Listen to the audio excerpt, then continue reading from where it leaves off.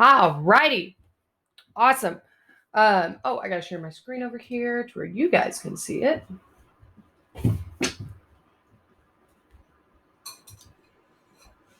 All righty, guys. So we are about to get started with our new unit today. So we're actually going to be reading a text for the first time this year. I don't know if you guys like a longer text. I don't know if you all ever have done a full text this year. I don't think so based off of everything I've graded. But we definitely needed to have like a little bit of a longer text in there this year, even though we're all online. So we're going to get started with reading a text called Death of a Salesman, The Death of a Salesman. It's by Arthur Miller. It is a cool story. I enjoyed it a lot. It's not super long at all, actually. There's a reason for that, but we're going to figure that out during our assignment today. But what we're going to be starting on first is our anticipation guide. So if you haven't done an anticipation guide before, it's basically just like a little bit of information before we actually get into the nitty-gritty of a book, right? Before we start reading it and have to be like, why is this a thing? What's going on? Where is this book at? Like, what's it doing? So we're going to be doing this anticipation guide to give us an idea of where we're going with Death of a Salesman, and get us started with getting to know it a little bit before we start reading it. So this is what we're going to be concentrating on this week. So what I suggest is going ahead. My dog has the zoomies. Is going ahead and getting this open on your computer on the side, because we're going to do some of it together here.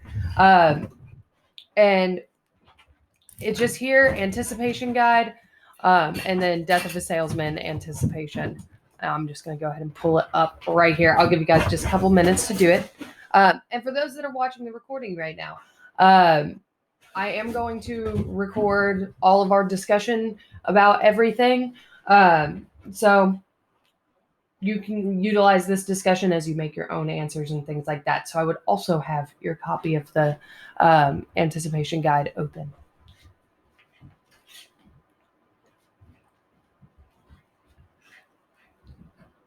Give you just a minute. Morning, Martinez. There they are. What up? Not much. What's up with you? Slow motion with this rain. Amen. What up, kiddos? Oh yeah, baby. Back in the house. We're getting started on the anticipation guide, so I'm just giving them time to get it open up on their computer, because we're going to talk about the actually, we're just going to do the first half of it today. So goal is get halfway done today and then finish it up tomorrow. Not tomorrow, Wednesday, whatever day it is. Mm-hmm. Yeah, I saw you posted up last night. I took a look at it. Pretty cool. Yep. Ooh. Yeah. Grandma. Oh. Yeah, I don't know about you all, but whenever it's raining, I just want to sleep in more.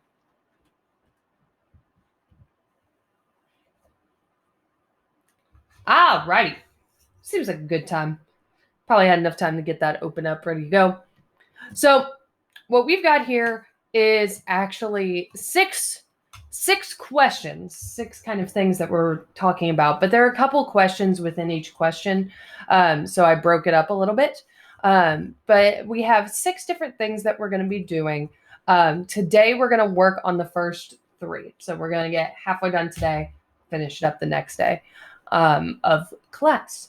So all that it is that we're answering all of the questions here in bold, and each question has a link to it. So these blue spots right here, if you don't know, they're links. You can click on them and get whatever it is that we need to get here. So we're going to start with the cover of the book. Normally, if we were in a classroom, I would hand you all the book, and the first thing you all would do would be look at the front of it and see what it looks like. So that's where we're actually going to start with, is the cover of the book.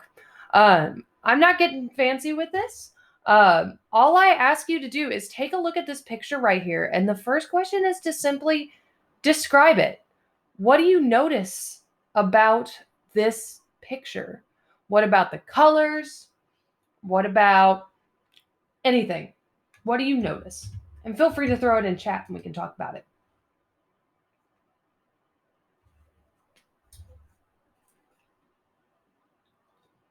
Does it make you think of anything? Does it make you feel anything? Pain. Yeah. Ah, that guy definitely seems like he's in some type of pain, whatever that might be. Stress. Ooh, yeah. That kind of goes along with the pain too, I think. But I know I've been one to curl up into a ball when I'm stressed. Struggle. That I feel like the clenched fist for some reason gives me the struggle vibes. I don't know why, but it's just like you're trying to grasp on. Ooh, begging. I like that. Yeah, he's on his knees. That's interesting. Suffering. Gosh, yes. Great words, guys. Great words. Now, what is it like? I kind of pointed out some things that really like connect for me on those words. But where are you kind of getting that from? Is it from just, are we just talking about the man, really? Is that kind of where you all were looking and you got that idea?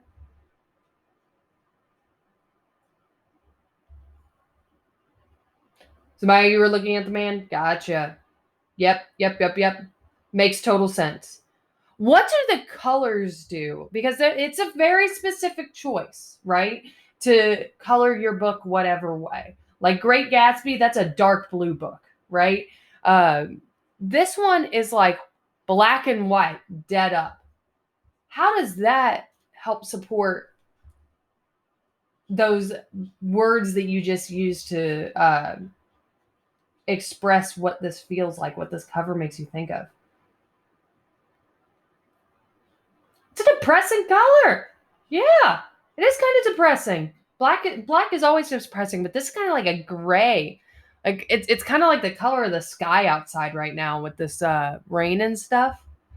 So it's very depressing color. I think it would be very different if we had the orange color in the background, like for Arthur Miller, um, which I still swear only comes because of the Penguin Classic there. But yeah, that color has a lot to do with it.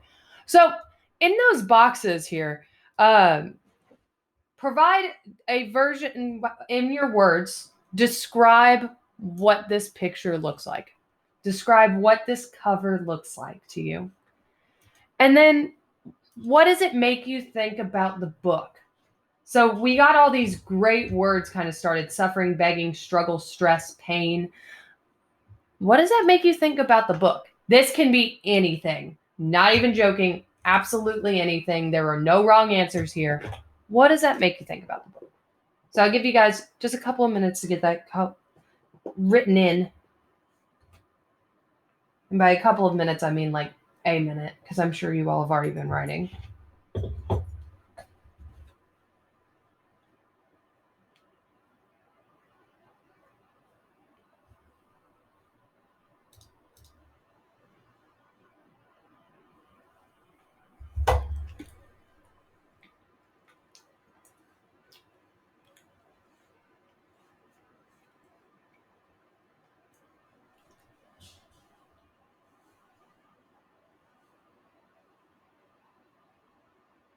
It's something about him getting killed or something like that. Ooh, that's interesting. Yeah, because we've got the title is Death of a Salesman. And so thinking about like his positioning and stuff like that, something about him getting killed is very valid. That's a great thought of what could happen here. Maybe suicide, maybe suicide. We've got, we called suffering, begging, depressing. We used a lot of those words.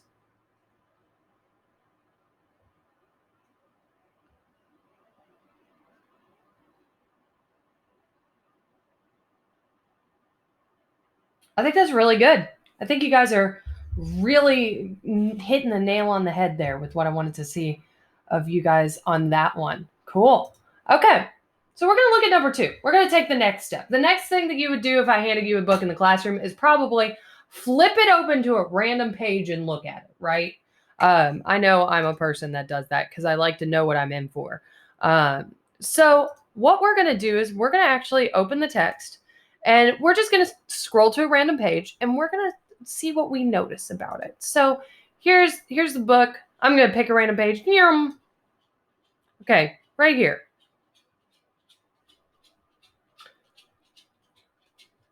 This random page, I'm looking at it. What's different about the style of this book from other books you have read? Check this out. It's a play. Yes, it is a play. Which is the reason I was saying it's pretty short, because it's a play. It would be something that's put on stage. It is absolutely a production. So this is written out differently because we have whoever is talking followed by the line that they would be saying. And then we've got stage direction and stuff like that in there. So it's pretty different. And you read left to right. Yep, we're reading it. We're following it that way to make sure that we're good to go. Absolutely.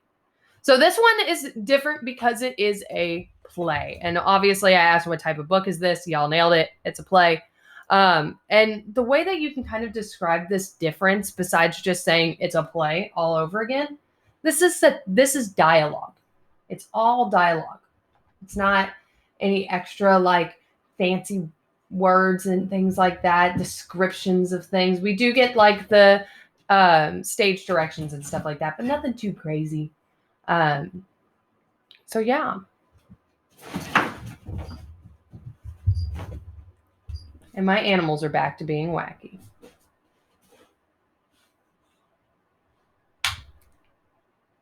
That one was a quick one. That was easy. Easy stuff.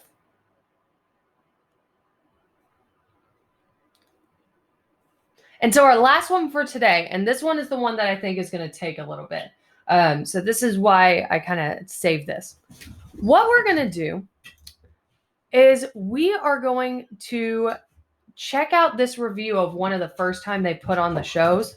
We're going to look at when was it written, where was it performed, and then what did the reviewer think of the show, and would this be a respected opinion?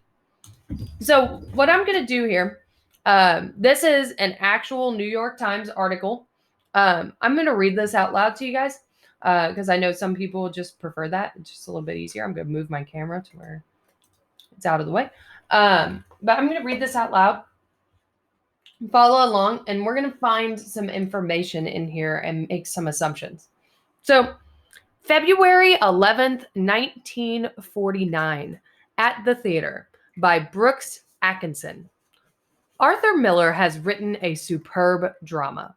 From every point of view, Death of a Salesman, which was acted at the Morosco last evening, is rich and memorable drama. It is so simple in style and so inevitable in theme that it scarcely seems that a thing like this has been written and acted. For Mr. Miller has looked with compassion into the hearts of some ordinary Americans and quietly transferred their hope and anguish to the theater. Under Elia Kazan's masterly direction, Lee J. Cobb gives a heroic performance, and every member of the cast plays like a person inspired. 2 seasons ago, Mr. Miller's All My Sons looked like the work of an honest and able playwright. In comparison with the new drama, this seems like a contrived play now. For Death of a Salesman has the flow and spontaneity of a suburban epic that may not be intended as poetry, but becomes poetry in spite of itself, because Mr. Miller has drawn it out of so many intangible sources. It is the story of an aging salesman who has reached the end of his usefulness on the road. There has always been something unsubstantial about his work, but suddenly the unsubstantial aspects of it overwhelm him completely. When he was young, he looked dashing. He enjoyed the comradeship of other people, the humor, the kidding, the business. In his early 60s, he knows his business as well as he ever did, but the unsubstantiated things have become decisive. The spirit has gone from his step, the smile from his face, and hardiness from his personality. He is through. The phantom of his life has caught up with him. As literally as Mr. Miller can say it, dust returns to dust. Suddenly, there is nothing. This is only a little of what Mr. Miller is saying, for he conveys this elusive tragedy in terms of simple things: the loyalty and understanding of his wife, the careless selfishness of his two sons, the sympathetic devotion of a neighbor, the coldness of his former boss's son, the bills, the car, the tinkering around the house, and most of all, the illusions by which he has lived. Opportunities missed, wrong formulas for success, fatal misconceptions about his place in the scheme of things. Writing like a man who understands people, Mr. Miller has no moral precepts to offer and no solutions of the salesman's problems. He is full of pity, but he brings no piety to it. Chronicler of one frowsy corner of the American scene, he evokes a wraith-like tragedy out of it that spins through the many scenes of his play and gradually envelops the audience. As theater, Death of a Salesman is no less original than it is as literature. Joe Malizer, always equal to an occasion, has designed a skeletonized set that captures the mood of the play and serves the actors brilliantly. Although Mr. Miller's text may be diffuse in form, Mr. Cousin pulls it together into a deeply moving performance. Mr. Cobb's tragic portrait of the defeated salesman is acting of the first rank. Although it is familiar and folksy in the details, it has something in the grand manner of the big size and deep tone. Mildred Dunnock gives the performance of her career as the wife and mother, plain of speech but indomitable in spirit. The parts of these thoughtless sons are extremely well played by Arthur Kennedy and Cameron Mitchell, who are all young, brag, and bewilderment. Other parts played well by Howard Smith, Thomas Chambers, Don Cheever, Alan Hewitt, and Tom Petty. If there were time, this report would gratefully include all the actors and fabrications of illusion, for they all realize that once in their lives they are participating in the rare event of theater. Mr. Miller's Elegy in a Brooklyn Side Street is superb. Okay, so that is our statement of the debut of this show from the New York Times. So first things first, when was the review written? Somebody saw it, I'm sure.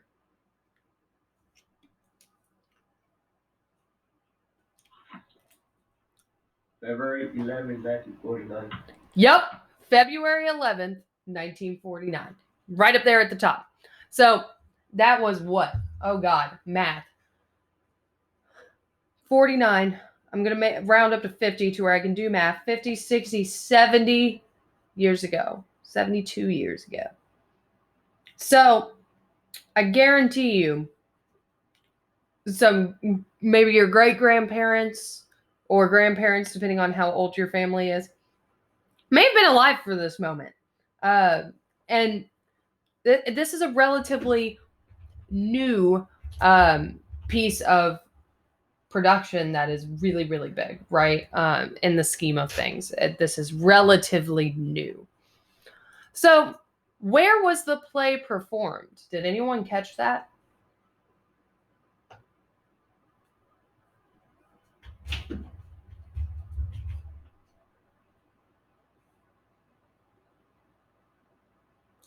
It told us which theater.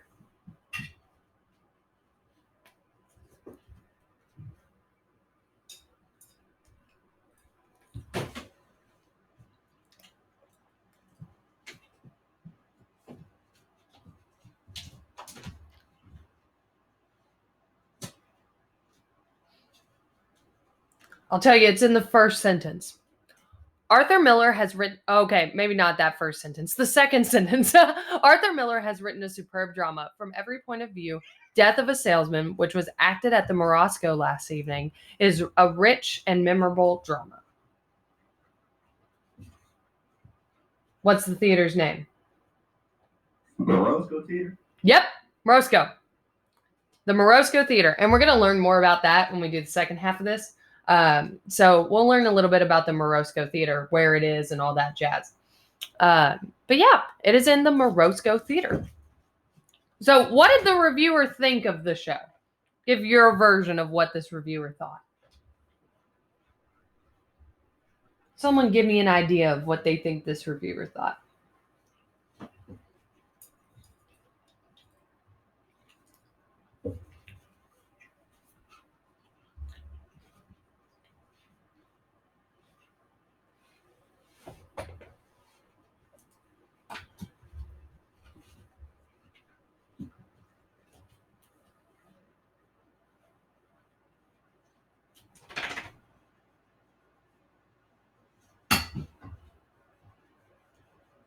How about this? I'll give you a sliding scale.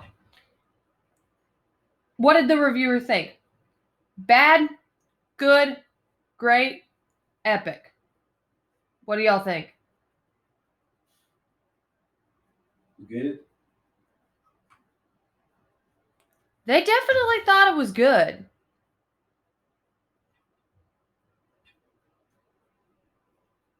Let's look at some words. Let's pick out some words to see it on the scale of good. We know it's not bad. They did not say it was bad, right? So let's determine, is it good, great, epic? Just some words here.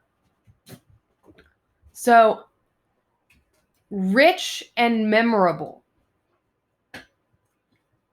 There's a kind of set that they pull in. Let's see.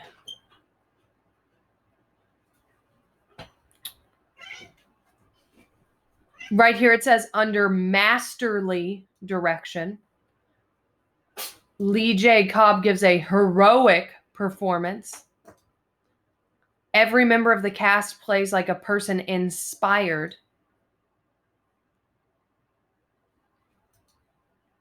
Sorry. Epic. And you know why? It's because right here we get to hear a suburban epic. Dead Up calls it that.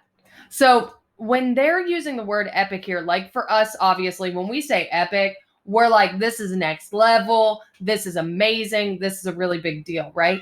But what they're using it here is kind of in the literature sense of like, this is something that's going to pass through the ages, that us sitting here 70 years later are still going to see that this is a thing that's occurring, right? It's still going to feel real to us, which it will, I promise, as we go through.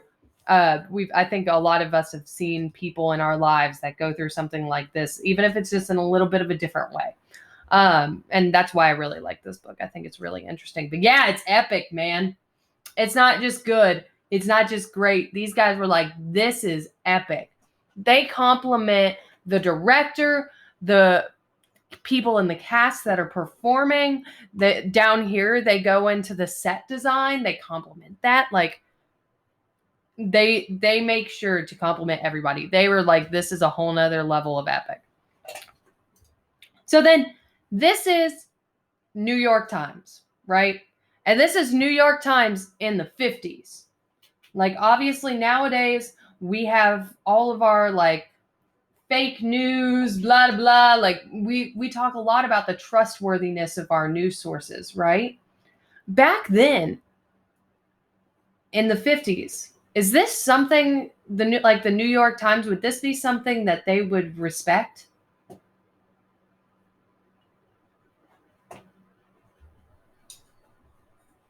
Yeah. Yeah. No. Yeah. Sure. It yeah, no, sure. It is a yeah. It is a yes. Why do y'all think that? For sure. They would definitely trust this. But why?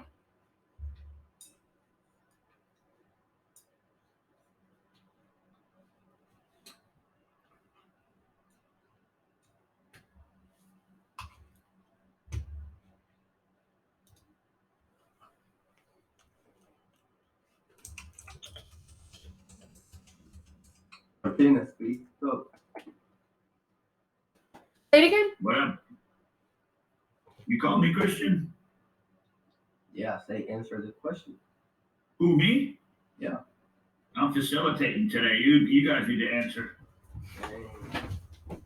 I read this in 1947, boy.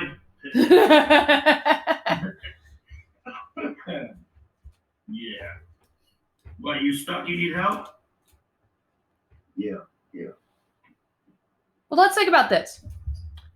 In the 50s, TV wasn't as widely used. It was there, but it wasn't as it was still coming into its own form, right? So we would afford it. What is it? A lot of people couldn't afford one. Exactly. A lot of people couldn't afford one. So where would people be getting their news? Radio. Radio would be one. Absolutely. Newspaper. Boom. I answered it for you. Yep. So a lot of people got it from the newspaper. And New York Times, man, like all the new stuff was coming out of New York, just like today. Same thing as what we do. Like fashion starts up in New York and it slowly starts trickling through, right? And it was a place that was really, really big. So people that wanted like really fresh, new information, they wanted that New York Times. They trusted that New York Times. That's where the stocks were. That's where all of the new and exciting things were coming from. So boom, they really respected that opinion. They really, really wanted to hear what New York Times thought to be able to determine, is this actually something big? If the New York Times took a crap on your book or your show, you were screwed. Screwed. It wasn't going to happen. So that's where we're going to stop today. Just in case if you're a person that wants to move forward and stuff like that, we'll be going into learning more about the theater and the setting and stuff like that in the book. But we'll stop there for today because I want to make sure that we have enough time to like really talk about this next question because it'll take us a little bit more time to read through it. So I just think it'll be better to stop there today. So if you started filling this out, awesome. You rock. I'm going to end my recording here.